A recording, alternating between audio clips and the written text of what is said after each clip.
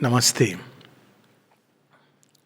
So last week we have initiated she has initiated a series of talks on Sri Aurobindo's writings. Sri Ramakrishna at one place very beautifully remarked that there is hope for two kinds of people. Not exact words, but the sense. One is the person who has read a lot of Shastras, the Pandit, and yet he finds it inadequate. And the second is the unlettered peasant who has read nothing. But, he is seeking for something which is greater than what we can find. So with Sri Aurobindo also, it's so true because the knowledge that he brings to us is truly infinite. And it's not just infinite. Infinite is, sometimes difficult to comprehend. It's very plastic, supple. It needs a brain which is supple. We want knowledge in fixed formats, bits, chunks of information. For instance, if we read the Synthesis of Yoga, which of course is a later writing, people are looking for a yoga practice. But Sri Aurobindo clarifies yoga is practical psychology. Whole field of life is yoga. Yoga is not something which has to be done separately as an exclusive from life. Yes, of course, one can practice meditation or certain practices separately if one feels inclined to. But yoga, including meditation, whole life, every activity can be done in that state. That's the ideal that Sri Aurobindo and the mother proposes before us. In one of the places, the mother was asked that what about, she actually remarked that one may practice Raj Yoga and meditation and yet may not be spiritual at all. So people are very surprised. Now she has given a truth which is far too profound. She was asked, but is not some kind of discipline necessary? She said, well, that may be, but a discipline for the sake of discipline has no meaning. So if we read through Sri Aurobindo, we'll see he picks out the essence. What really worked is not the outer practice, but the inner flame. If the flame is there, then it takes us through everything. And if the flame is not there, we may practice meditation 2 hours, stiff bolt, as if we are paying a debt to God. So the same thing we see with Sri Aurobindo's writings, that a person who is just playing in the world of ideas and want to see how many ideas match and mix with Sri Aurobindo. A lot of people do that. And sometimes we pick up very selective quotes from here and there, which is of course dangerous. And it becomes difficult to understand Sri Aurobindo because we already have a whole, just like a newspaper, our brain, if somebody could scan it, all kinds of information plugged in together, little bit of Vedanta reading, some class here, some bit of understanding, reading, all this, and it has created a khichdi, and then we try to understand. So that's why one of the important conditions that the mother says before we can really initiate ourselves into reading Sri Aurobindo is to practice quietude. And there's a very beautiful story, a Zen story, that a person went to a master, a professor. He went to a master seeking for knowledge. So the master said, okay, bring him some tea. So the disciple brought some cup and started pouring tea. And the professor is eager. I want to know. Let us have a discussion and debate. So meanwhile, the disciple is pouring tea and pouring tea and pouring tea, and the tea is spilling, and he continues to pour, and the tea spills further on the tablecloth. Now, disciple, obeying master, has told pour the tea and not to stop. So suddenly, the professor says, sir, but the cup is full. And the master says, just like you, empty the cup if you want to receive knowledge. Remember, I think yesterday we were speaking about Hippocrates' story. One of the 5 main oracles of Delphi one of them was the wisest man in Greece is Socrates. And when Socrates came to know, he was very surprised. He said, but I don't know anything. How am I the wisest man? But Delphi cannot be wrong. So he goes around asking people, what do you know? And everybody had something called knowledge and knowledge. But at the end, they stopped at a certain question. They got irritated because there were questions which were unanswered. And then he comes back and says, now I know why I am the wisest man. Nobody seems to know, but I know this much that I do not know. So when we approach Sri Aurobindo, there should be total humility. We don't know. We are standing before a galaxy where light is pouring down and down and down, even in his early writings. So today when we take up this volume, and that's why when we read Sri Aurobindo, there should be a certain degree of quietude, receptivity, which comes through humility. And the idea that we want some new ideas, fresh ideas from Sri Aurobindo, and there are plenty of it. But if you want to compare it, we have a lot of slokas going on in the head and what is written here and what we have picked up, then it's very difficult to navigate through. One can, by the grace, everything is possible, but it's very difficult to navigate through that. So the first volume is basically titled as Early Cultural Writings. The editors have done it. Sri Aurobindo never gave that title. And we do not know why they have really used the word early and cultural. Culture, in Sri Aurobindo's view, he differentiates between custom, civilization, and culture. So custom is tradition, mass of habits, like today.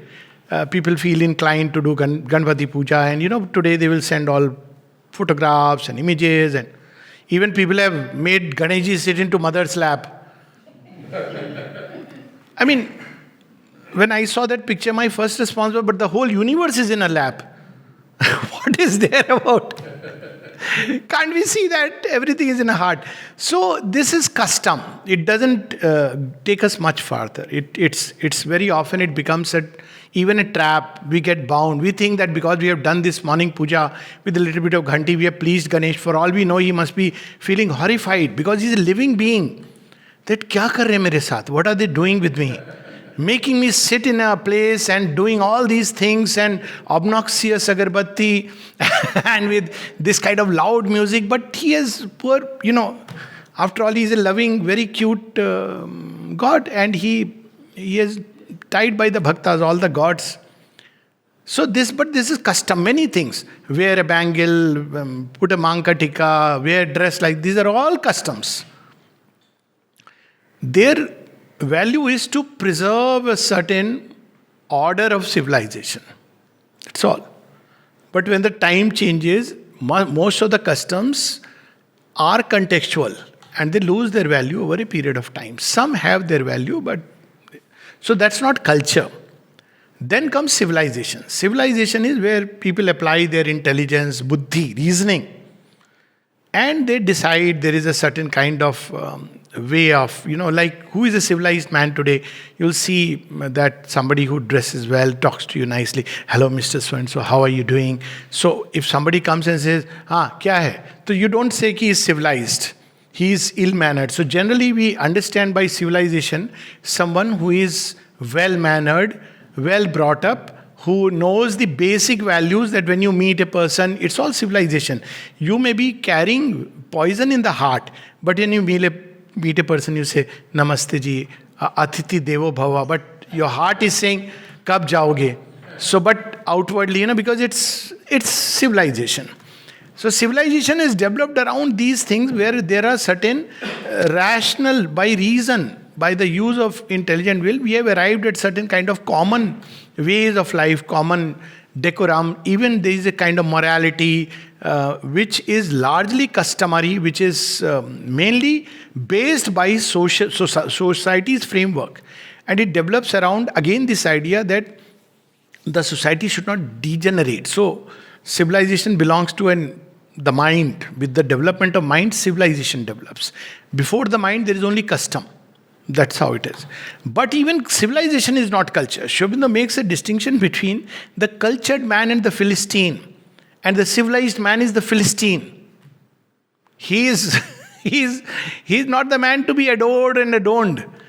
Because this person has no real value of things. So he has picked up from here and there and made a potpourri of information. He even has some customary ideas. And based on that, he can even partly debate, discuss. He takes active part in. See, all these activists, you will see that, they've read a few books from here and there. But true culture begins when the mind begins to soar beyond and for itself think and decide. It begins to understand the deeper reality behind things. The moment this starts, then truly culture begins. So culture is the finest flowering of the spirit in a race. And it is something which belongs to the soul. So we can take it like this, that custom belongs to the outer being, civilization belongs to the mind, and culture belongs to the soul. And normally, but we associate culture with a set of things, and maybe because of that, this is named as cultural writings, because Sri Aurobindo wrote about art, literature, poetry, music, drama, many such things. It's an assortment. It's like you go to a place and you have lovely mixed fruits given in a basket. So this is how this set of writings are. Many people have bypassed it, but it is, I feel, one of the most indispensable writings, partly because it shows how things have developed, and also because, we get into the mind of the infinite. If you suddenly read the Life Divine, unless one is prepared and there is a special grace sometimes we carry from either a previous life or then people are often lost. But when you read this, Sri Aurobindo is taking us from the near to the far. We understand some of these things, thoughts, concepts, though even here, the takeoff point is very high. It's like a flight which is taking off from the highest airport in the world.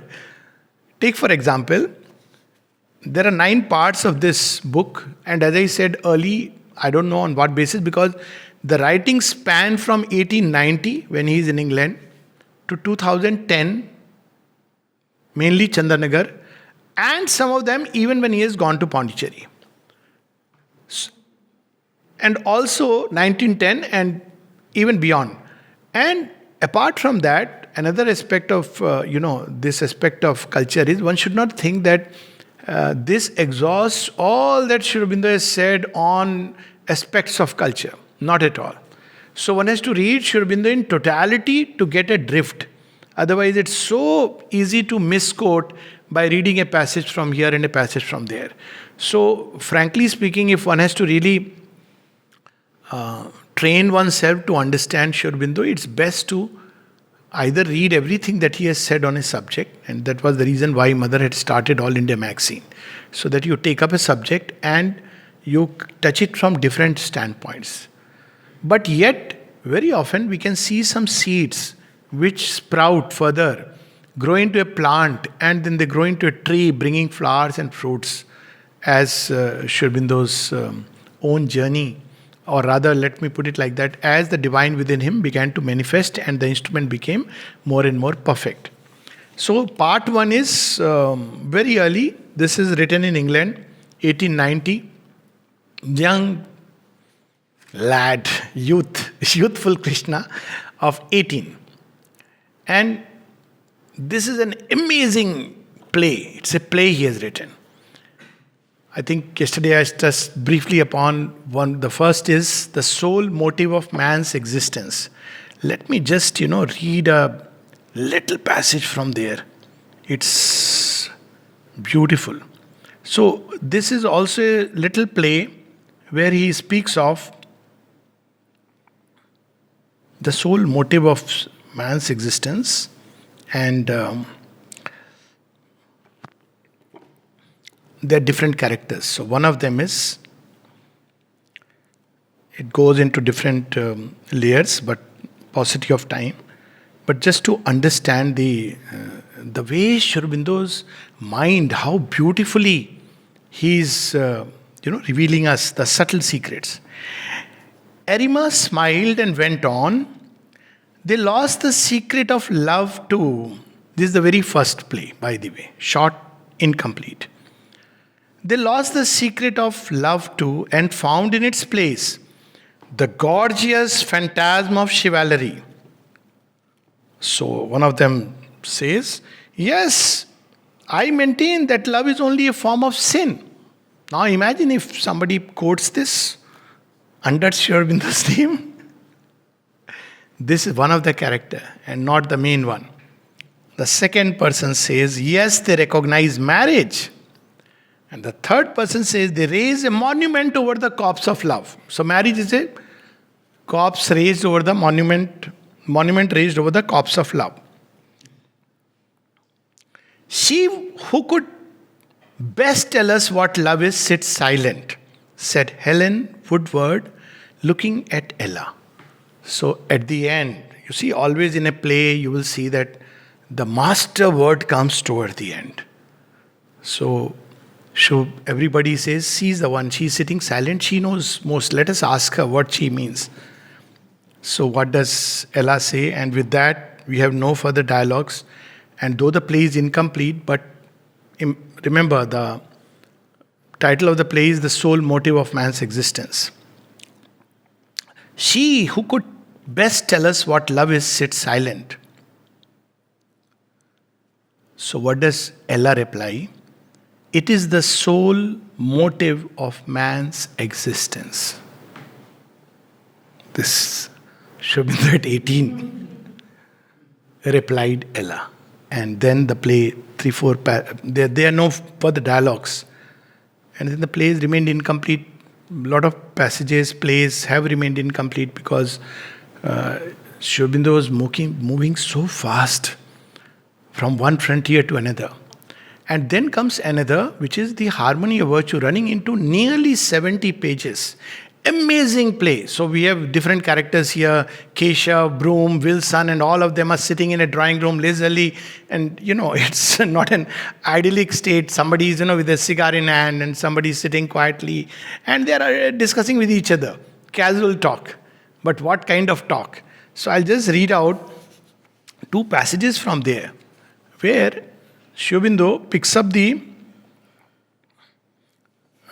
through the main character, who is Keshav. So he speaks of evolution and perfection. So this is something which we won't find even in later writings. Often we speak about evolution and we talk about all the details. But look at 18, what Aurobindo writes. Evolution does not eliminate but perfects. Key to transformation. One sentence. Evolution does not eliminate but perfects. Much later, even in Savitri, this thought will recur, that our smallest parts have room for deepest needs. And when Mother was asked that what will the supermind eliminate, she said, why should it eliminate? Nothing. It will put everything in its right place and transform everything. This idea of eliminate has led people to this otherworldly sannyasa. Nobody really grappled with the challenge and the difficulty called life. Hence we lost that evolutionary impetus in the race and considered only on the soul evolution. Whereas outer nature, thought, everything remained crude, unrefined, unregenerate even. So evolution does not eliminate but perfects. And then he gives example. Look at the example. The cruelty that blossoms out in the tiger has its seeds deep down in the nature of man, and if it is minimized in one generation, will expand in another. Nor is it possible for man to eradicate cruelty without pulling up in the same moment the bleeding roots of his own being. Much later he will explain this in one of his aphorisms. You want to eliminate cruelty, then eliminate love. Very strange when you read. You want to eliminate death, then eliminate life. It's one of those paradoxes. Why? Because this is the challenge given to man. Now look at what happened in Taliban, in Afghanistan. 20 years down the line, everybody remained exactly how human nature operates. Everything is fine. No, some person had a great idea, let us all withdraw, it's whatever be the reasons. And they came back as ferocious, as worse as before. It didn't change anything. While the world sits and watches by. Again, because whereas if we go back to our ancient scriptures, how cruelty can be changed. And the classic example which I often find is when Bhima kills Dusashana. If you don't know the context, just see the scene. It's extremely cruel. His chest is being broken, blood is being taken. Bhima drinks the blood, takes it in his hands to Draupadi. says, I have brought for you for your hairs, braiding your hairs. He picks up one arm, picks up another arm. It's all described. If you look at it just in that slot, it is brutal. But if you see it in the context, it's divine. There is in it a strange divinity which one sees through it. So, yet the brute ferocity that in the tiger is graceful and just and artistic. Look at the perfection. Is in the man savage and crude and inharmonious, and must be cultured and refined. Tiger suddenly leaps from behind and leaps upon a deer and finishes it. Man, if he does that, he is brute. But what does a man do? In ancient times, see in the war, you can't fight with somebody who is not equal to you. You can't fight when there is no shastra. You can't fight when, somebody is in a state of coma. You can't just go and kill the person. You have to challenge. And even today, military has this code. Terrorists don't have it. What is the code? It is supposed to challenge. So this is the code of the Kshatriya. So it evolves into the Kshatriya, the truly noble Aryan fighter. In the tiger, it is proud, leap, finish, devour for the sake of the belly. But here the person is ready to lay the life. So this is what is the evolution of an impulse which is cruel.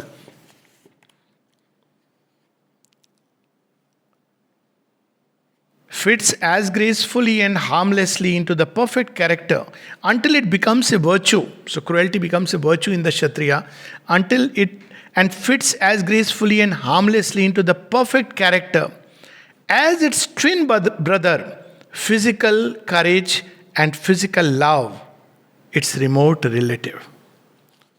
Just imagine what a profound, this 18-year-old, and then another one from the same play. We have expanded our description of virtue as the evolution of the inborn qualities native to our personality by throwing in the epithet perfect, and have interpreted the full flavor of the epithet in words to the effect that qualities in their evolved perfection must be harmonious one with another and have a beautiful form or expression. So this he describes through a flower. That there are some flowers where the smell is too strong. So actually he gives us even the secret of perfume. So he says, take the example of perfume. And he actually quotes instances of what kind of perfume, of a flower. He says, it should not be so subdued that you have to go very near and you can't smell it. It should not be so loud that it is announcing itself. So just the right amount, in everything, just the exact measure and proportion. So that creates the sense of beauty. So he gives this example as one of the things in the right measure and everything in a harmonious balance. So that's why later on in Perseus the Deliverer he will say, strength, love and wisdom, they are the triumvirate of manhood. Just having intellectual knowledge and a card or a brute strength, that is not manhood. Wisdom, strength and love, that is the triumvirate. And you see how it expands into Savitri. Who will be the new being? Prophet and lover and communicant and king. See the whole thing. In Synthesis of Yoga, he will say that the Raudra aspect and the Saumya aspect must be harmonized and balanced. Normally we develop one quality by suppressing another. So when we develop kindness as a virtue, we suppress justice. Justice is also a virtue. When we develop courage, we often suppress prudence. Prudence is also virtue. How to harmonize these things? So that's what he is revealing to us. And a beautiful color or revelation of the soul, there it is. And a beautiful perfume or justly attempered manner, and must subdue all three into a just and appropriate harmony. We understand this instinctively. See, have you ever noticed that when there are two kinds of people, one who are very casual, okay, hi, hello, that's okay. Another who are namaste ji, and the moment you see, you feel this is this is not real, isn't it? One is artificial by its excessiveness. The other is artificial by its, like, what the person may be feeling very good in the heart, but it's not expressing at all. So, this virtue. Then there is part two, which, I mean, I could go on, just this play is enough for maybe days, but. So, the second one is on literature, where he speaks about Bankim Chandra Chatterjee, and as we know, he had regarded Bankim Chandra Chatterjee as a seer. So we have a strange idea about seer. Seer is somebody who is sitting in a cave. Invariably, all the, thanks to our movies and God knows what, all the seers have to wear Gerua Vastra. I don't know what has seerhood got to do with this. And then they have to have a dadi. Dadi, I understand, old days probably there were no barbers. But why portray seers like that? But this is how they are portrayed. Sri Aurobindo speaks of seer, and he distinguishes the difference between seer and a yogi. A person may be a yogi, not a seer. A person may be a seer and not a yogi. And this was in context with, one of the great sages who would initiate people with the mantra. And Sri Aurobindo said, but he doesn't have the mantra. How can he give the mantra? I'm not going to take the name. So, then he was asked, what do you mean by that? He said, mantra must spring up from within. And a person who can see, who receives a mass of inspiration. Seers were very passionate. They were extremely open to this influx of light, which they expressed through speech, written or spoken. And that was the seer. At one place he even describes seer. Maybe we can, when it comes, maybe I'll read it. I'm not sure. The rishi is different from the saint. Have you ever thought about this? His life may not have been distinguished by superior holiness. Saintly man. Mother says at one place, I'm not a saint. I'm not a saint.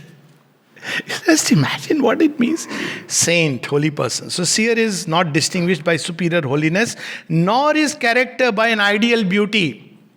He is not great by what he was himself, but by what he has expressed. And that's what he reveals about in the life of Rishi Bankim Chand. And it must be original. That should, he must be open. A great and vivifying message had to be given to a nation or to humanity. And God has chosen this mouth on which to shape the words of the message. That is the seer. And in that sense, Rishi Bankim Chandra is a seer. And what is the mantra he gave? Bande Matram. So, the seer, and then he of course describes his life. His whole life, so beautifully Sri Aurobindo is described as, as being a seer. Then there is of course on poetry and literature. And then another person whom Sri Aurobindo has given great importance, I suspect, I may be wrong, but I suspect he himself was that in one of his past lives, and that is Kalidas. So we see that he describes these three phases of development in Indian thought. Valmiki, Vyas and Kalidas. And he goes on to say, even if all the rest were taken away, these three are enough. Just imagine. He says, even if all the rest is taken away, probably, Valmiki, Vyas and Kalidas are the essence of the history of ancient India. If all else were lost, they would still be its soul and sufficient cultural history. That is the power. And of course, speaks of Valmiki as laying down the moral fiber of India, because the story is about Rama. And he compares this great detail.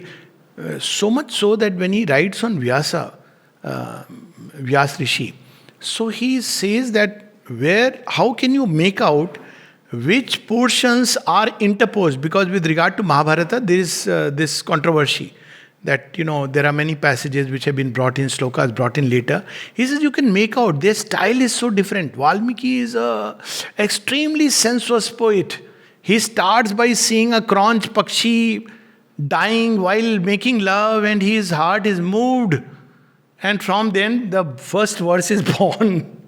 And Ramayana is the story primarily of love. I mean, it's Rama's love for Sita and Sita's love for Rama. Rama abandons the kingdom out of love for, that ideal which he holds true. He marches on to Lanka because he loves Sita, takes that challenge of life. And Sita accepts the banishment because of her love for Rama. I mean, it's an amazing story of love. And in that story, you can see that image of separation eventually, while the two are so close. So he is an extremely, and Valmiki's images are like that. Vyasa's images, you can see that here is a master poet whose words are terse, like they cut you, they are sharp, powerful. So Vyasa is written like that. And Sri Aurobindo says you can take out from here and there and you can see that this is not written originally. That was the in-depth study that he had done. So he says there are three periods of history. One is, of course, the moral. The second is intellectual. So there is a spiritual component always there in Indian thought. But in Mahabharata, you see the intellectual now, which has come beyond just the moral. So the characters debate. Every character thinks he is right. And then there is, of course, final word which Sri Krishna speaks about and explains in the Gita. That is the crux of all our actions. And also it is action oriented. And Kalidas is, of course, moral, intellectual, and material and sensuous life. When reads Kalidas, it's Shringar Ras to its utmost. And Sri Aurobindo was so deeply happy about his readings. I won't use the word impressed, but he gave a lot of importance to Vikram Urvashi, and so much so that later on he wrote Vikram Urvashi, which one of his masterpieces of long poetry. And that's written by Kalidas originally, and it's the story of the hero and the nymph. So there is this king, Pururavas, and the nymph is Urvashi, and he saves her from a demon, Keshi. And she falls in love because he's a hero. He has saved her life. And they decide to get married. But Indra is not happy. How can he? The most beautiful maiden of Indra's kingdom is getting wedded to a mere mortal. So Indra lays down condition 1, 2, 3, 4. And King Pururavas is quite maddened by love. He says, sign, take my signature, blank checks. I just want to marry her. So one of the conditions is you will never see her undressed when there is under any condition. So once Indra plays the trick and there's lightning and thunder and the rams are being stolen, the story goes to cut the story short, and he gets up, and that's the moment he sees her and she has to go back to heaven. Now somebody would normally see in this nothing but sensuous poetry, romance. But it is an unfulfilled love wherein they go back. The story ends so tragic. I mean, it looks like a happy ending. But Sri Aurobindo calls it a tragedy for the earth with implications right down the line of Mahabharata. So at the end, when Urvashi goes back, Pururavas is full of sorrow. He says, I want to go with her. And the Divine Mother that time comes to his vision and says, you really want to go? He says, yes. He says, you deserve it because you have fought the Devasur Sangram and you are the person who else can deserve to be eternally in the heavens beyond. Go and be with Urvashi. Now she has sanctioned. He goes, and there is a description where they are coming and all the heavens, they are celebrating. Today is the ultimate day where a mortal and a celestial being, they are getting married. Not on earth, but in heaven. So it's something very special. But the story ends half tragic note where Sri Aurobindo brings out this element, and earth wheeled, abandoned in the globe. Because Pururavas had that might. So he had to make a choice. That's why in Savitri, when we take it in this sense, we understand that Savitri, Love and Death, another story from Mahabharata, and of course Vikram Urvashi, they follow a trilogy. In Savitri, this is a complete conquest. So Savitri demands, my love should be back, but here upon earth, not in some heaven beyond, because we have to do a work together. So Sri Aurobindo gave a great emphasis to Vikram Urvashi. So he speaks about the play, he speaks about the characters and the spirit of times, and he has, as I said, translated portions. He has even finally written a poem on Vikram Urvashi, and Kalidas he regarded as one of the greatest vibhutis of all times. I'm not sure how many of us have really read even a little bit about him. Even the other poem of Kalidas, play, Birth of the War God, Sri Aurobindo had started, Kumar Sambhavam. And he started, but he did not complete it. Then there are notes on the Mahabharata. Amazing. Running almost into 75 pages. But most of them remain incomplete because of, the reasons. Then part 3 is on education, where a must-read is Address at the Baroda College Social Gathering. And then the brain of India. Here Sri Aurobindo gives the key. When we read the ancient times and we remember, has it ever struck to us how without the written manuscript, how they preserved the Vedas? No other country could do it. This is a fact. It's only when the papyrus came and then they could write and things. How did they preserve the Vedas even before by Smriti? So what kind of people they were who could remember like this? What was the secret? So that's where he says the secret was laying down the foundation in early life through the practice of Brahmacharya. So, and then he explains what really is Brahmacharya. Brahmacharya is not just the way we understand withholding the sexual impulse. Not just that. It's about sublimating it, directing it, and how it gets transmuted. The seed which is ordinarily lost through the sexual process is conserved and turns into ritas, then tejas, that heat inside the system, then ojas, and then vidyut, and then find the spiritual energy, and then finally it becomes the viryas. So see, in India, when the words were used, the fall of virya fall was not just a physical act, but from that height when it fell and came down. And that's why the word Veer, who was the Veer? The Veer was one who had practiced this Brahmacharya to an extent that he could draw spiritual strength. It was not just physical strength. And therefore he was not afraid. This is what we see in Baji Prabhu, this is what we see in, Abhimanyu's life. They're not afraid of death. Why? Because it was Viryas. They knew that the body is perishable, but the soul is immortal.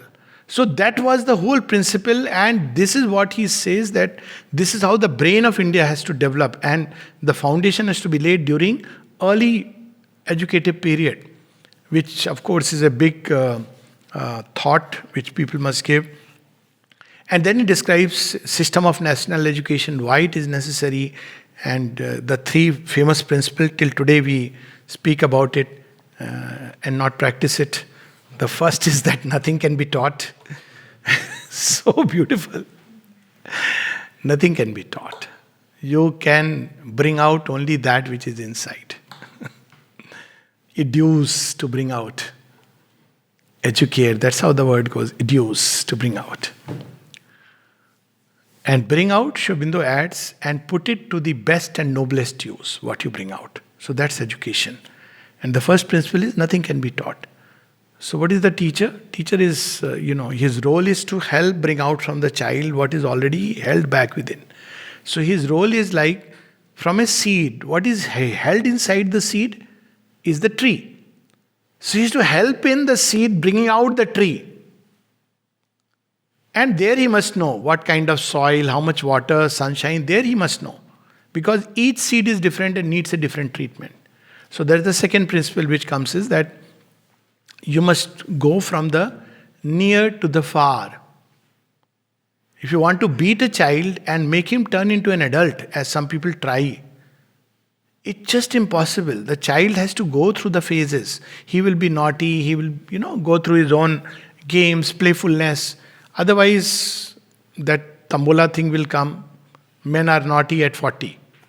It's not a good thing, no? At 14 you be naughty. No, naughtiness in a Krishna sense, happy sense is a different thing. But there is an age for everything, and they go through that phases. So where they are, where their understanding is, take from there and then take step by step and by step. Not like a classical class that, okay, today we'll talk about Vedanta. So Vedanta is about, Eko Ham Bahushyami. Now that boy doesn't know even the concept of one. So start from one. What are the things which are one and how they become many? I remember there was one Dr. Venkat Raman here, a very fine person, one of the most brilliant scientists I have seen, mathematician. He got the Indian Science Academy Awards, but always lived very humbly, simply, was in Golkund. So he used to teach mathematics. So his children would say, one of the classes which he would take is like this. What is this line he'll draw? This is straight line. He'll draw an angle. Same line is angle, like this. So people are saying, now what is this? This is round. From the same line, he is showing ki how the same thing becomes all these different shapes. And then he rubs them off. One of the students was saying what an experience it was. At the end he says, now you understand how all is one? Without uttering a sloka from. One has become so many forms. So there is a way of education, so near to the far. And the third principle we all know is that this idea of hammering into a child what he should become, what he should not become. Sri Aurobindo says a very brute thing to do, because each child brings something unique, and he is basically revealing to us the truth of the Gita, Swadharma. And classic example, many examples with mothers, this thing. Somebody would go and tell mother, this child is not studying in the school. So mother would scold the teacher. So the teacher doesn't know what's the problem. Okay, send the child to me. 15-year-old child. So teachers are saying that you're not studying in the school. Yes, mother, I don't find it interesting. So what do you find interesting? Mother, I want to do photography. Fine. Do photography. We all know that child. So beautifully she blossomed. Swadharma. Not like you have to conventionally do this. No. Studying is a good thing. If you don't do graduation, you won't get a job. Let the Swadharma emerge. It's not about, this utilitarian thing that, you must get a job, you must get this, all this must go. Then we have very interesting part 4 is about art, and he reveals that why in modern times one of the reasons why we have degraded is because there is stress on utilitarianism. Aesthetics has taken a back seat. So there is no refinement. Everything is seen from the point of view of utility. But there is a value of beauty, and he speaks about that. And part 5 is very fascinating. It's about conversations of the dead. Those who have died, and some of the places which I have taken out, I don't feel like proceeding there. Okay, this I'll read anyways later. But one of his thoughts which just struck me.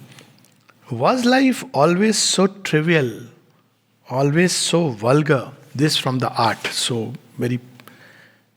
Always so loveless, pale and awkward? Mark what he's saying further. Was life always so trivial, always so vulgar, always so loveless, pale and awkward as the Europeans have made it?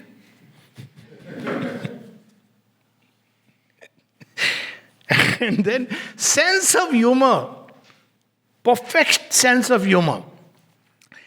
This well-appointed comfort oppresses me. Sir, you will get a koti, bangla, see, bourgeois and samurai. Koti, bangla, cash, car.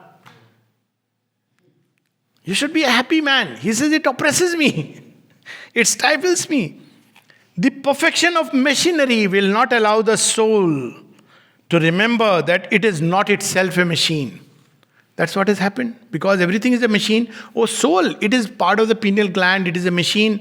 And that's why Sri Aurobindo much later would say in an aphorism, I'm waiting for Europe to perfect its machinery and organization. Then a child shall destroy it. Who is that child? The soul, which is, which takes a back seat.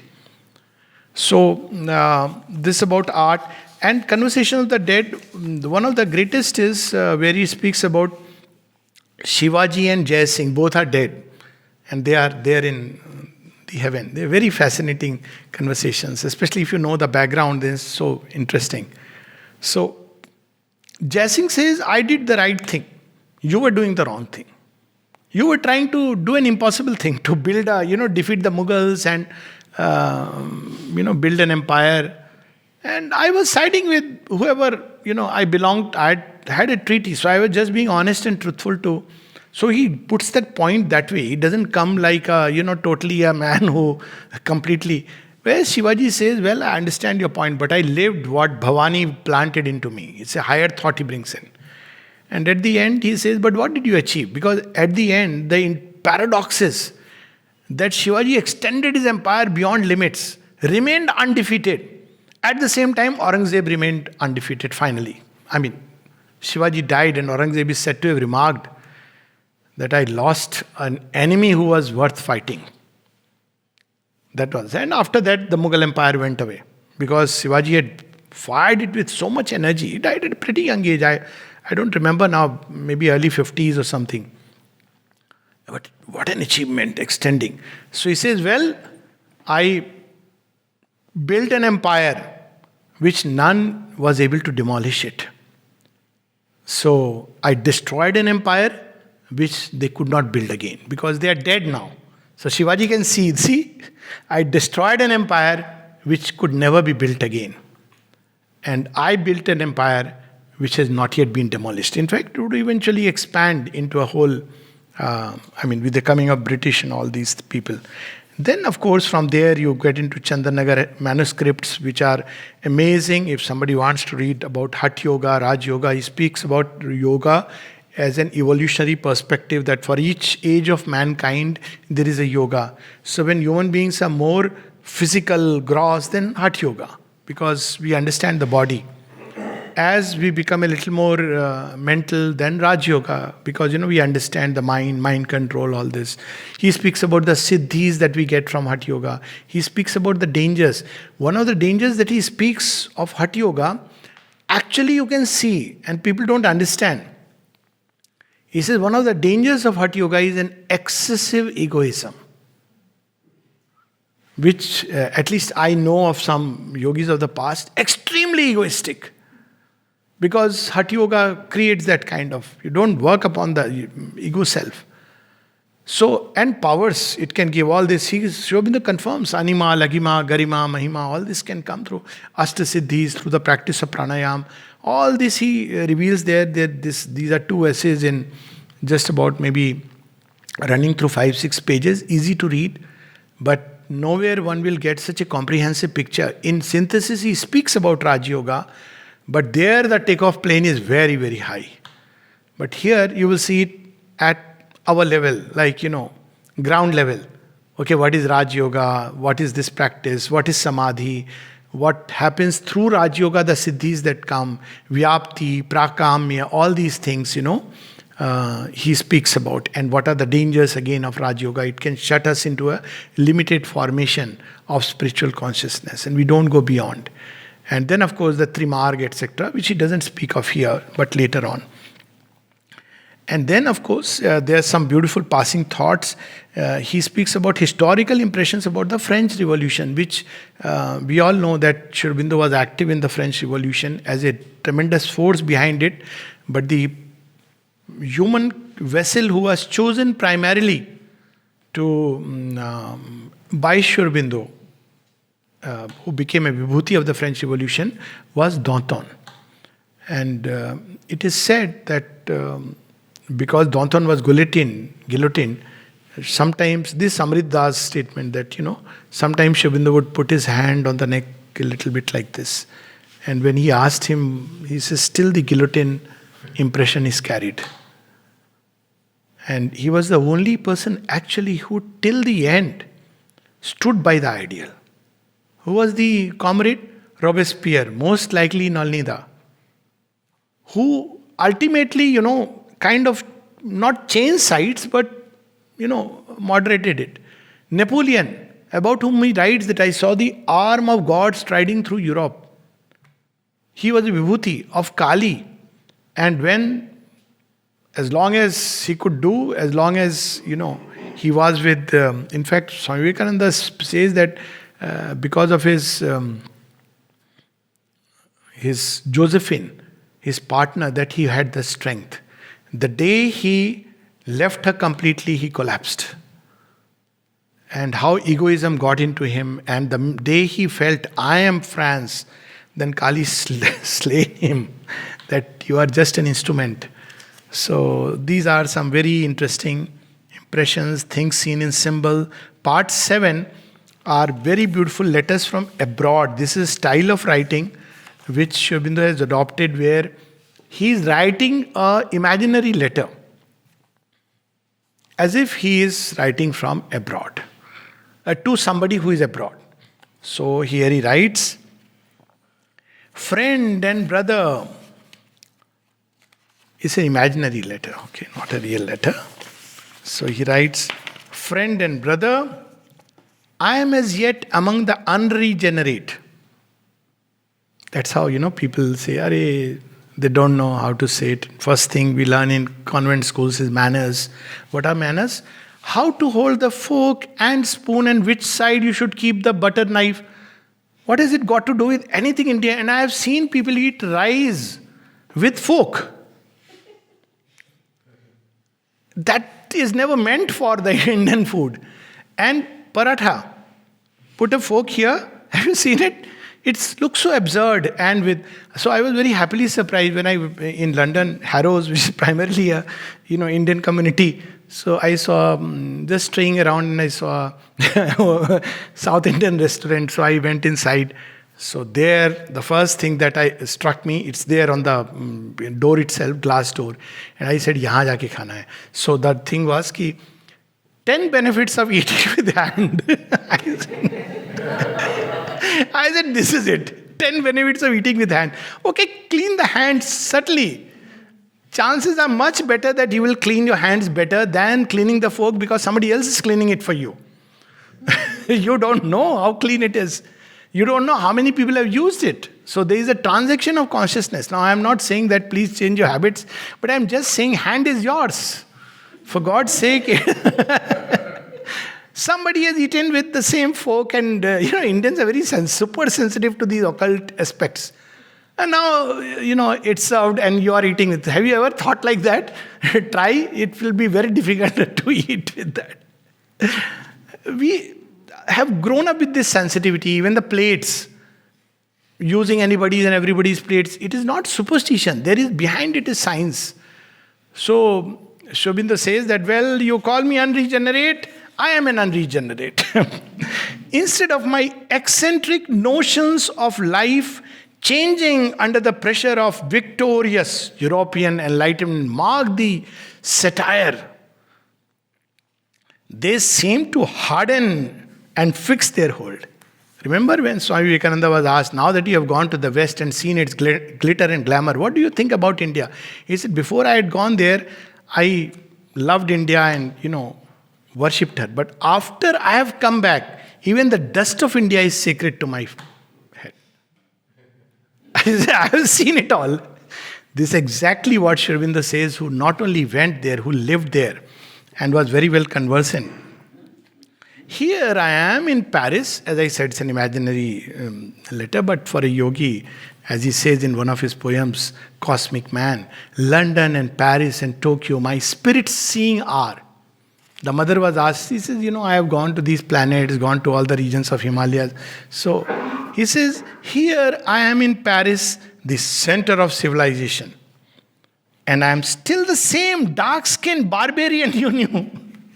Mother describes Paris, she says, it's so difficult because a city like Paris is filled with all desires.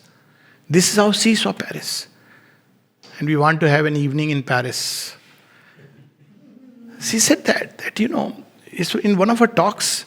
And then there is a prayer. She says, I lament the life of the cities where the civilization is plunged into so much darkness, because life of a city revolves around money. If you really look at how cities developed, villages didn't develop like that. Cities developed around money and the greed for money. And the moment you enter, the whole atmosphere is like that. So he says, now, there's nothing against Paris. If ever I have to go, visa issues. Not that. Oh, you spoke about Paris. Yeah. When I was going for America, first time, so they asked me, why do you want to go to America? I said, I don't want to go to America. My friend has called me. Why has he called you to give a talk on what? Evolution. What will you speak? I said, you want to hear the whole content? No, it's okay. So, there is this idea that people are interested. Nobody is interested. One is India's, very sand is so beautiful and sacred.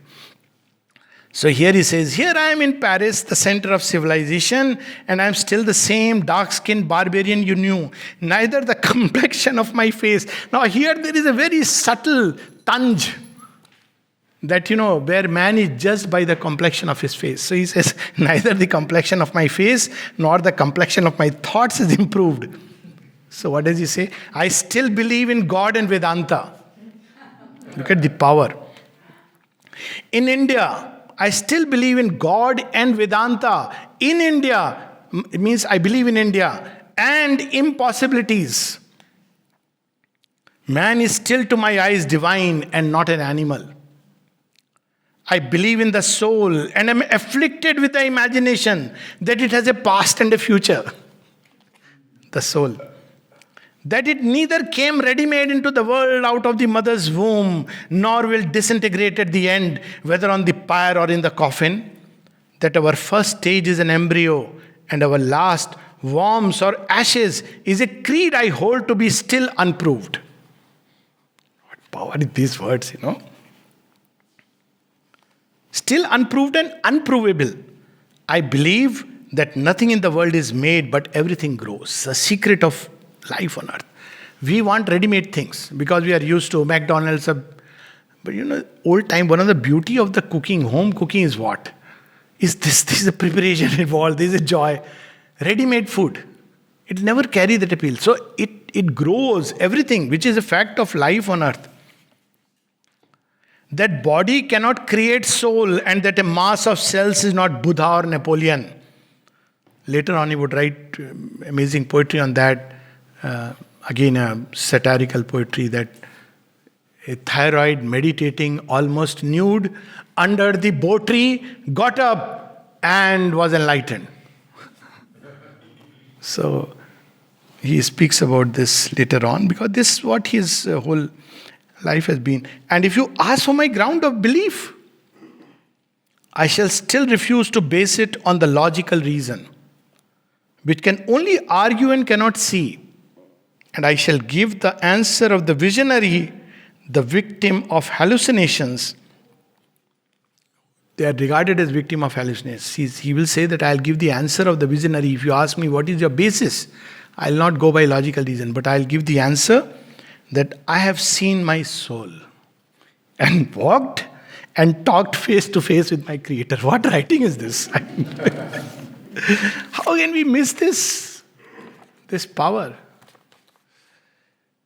Part 9 is Bankim Tilak Dayanand, where he describes these three wonderful figures.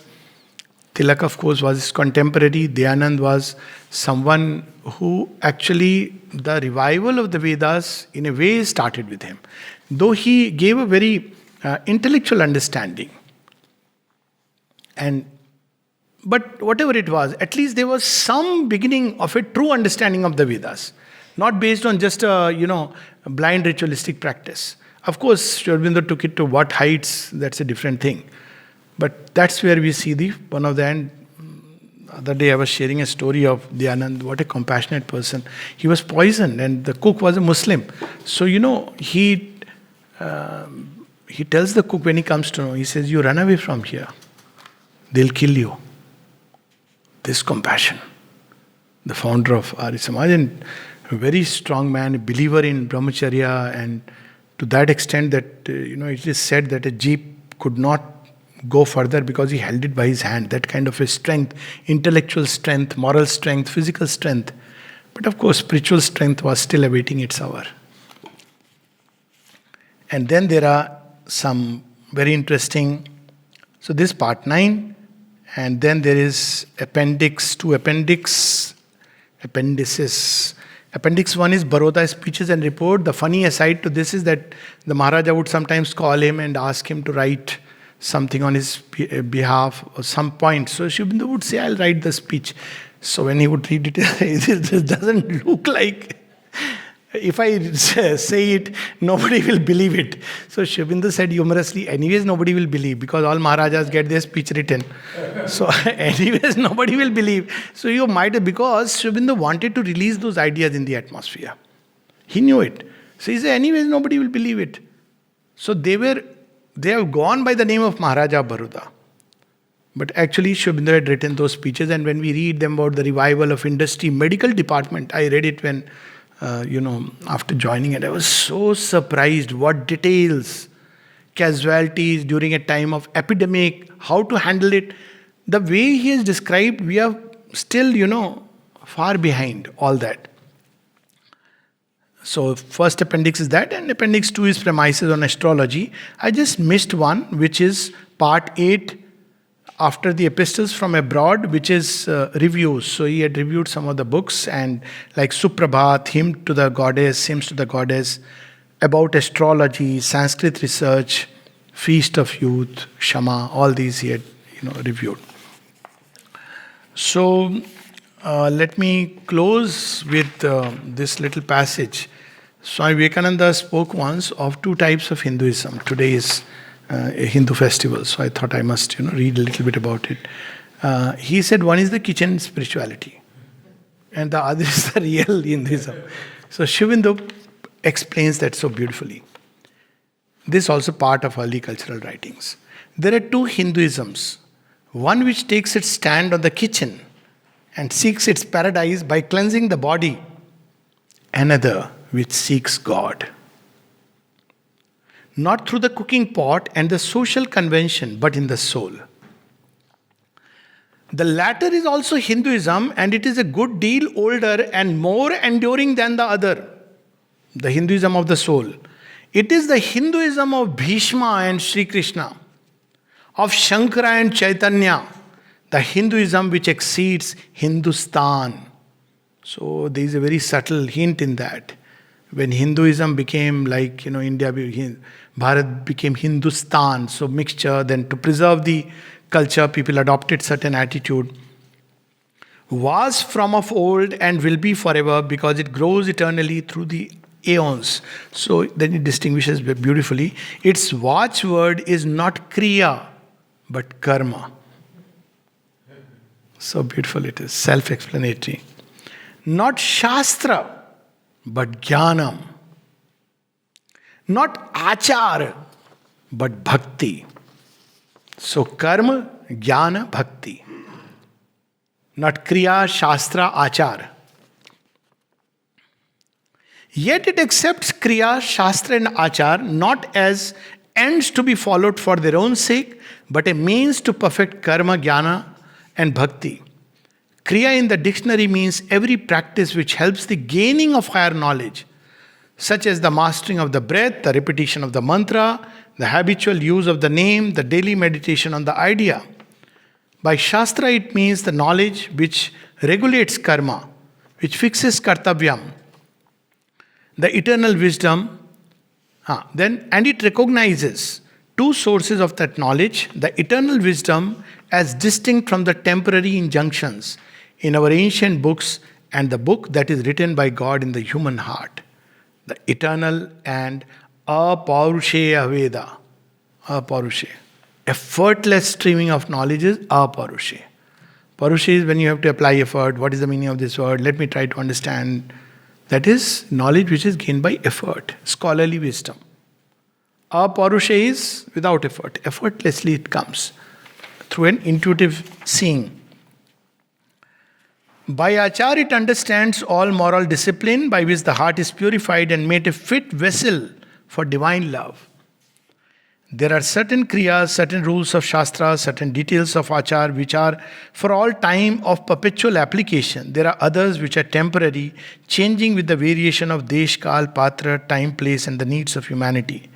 Among the temporary laws, the cooking pot and the lustration had their place, but they are not for all, not forever. So Kshatriya was meant to eat what will give him that strength. It was not like for everybody the same injunction applies, and not forever. It was a time of calamity, of contraction under external pressure, that Hinduism fled from the inner temple and hid itself in the kitchen. The higher and truer Hinduism is also of two kinds, sectarian and unsectarian. Disruptive and synthetic, that which binds itself up in the aspect and that which seeks the all. So this is how Sri Aurobindo reveals to us one after another. It's impossible. This book runs into nearly, how many, 800 some pages, 760 pages. Worth reading every page of it. That's what I would say. And you will see all the glimpses of, later on Sri Aurobindo has developed these into a full magnificent tree. These are the early sprouts of a revolutionary, a yogi, a poet, a author of the highest literature who would exceed Vyas, Valmiki and Kalidas, at least in my view. Thank you.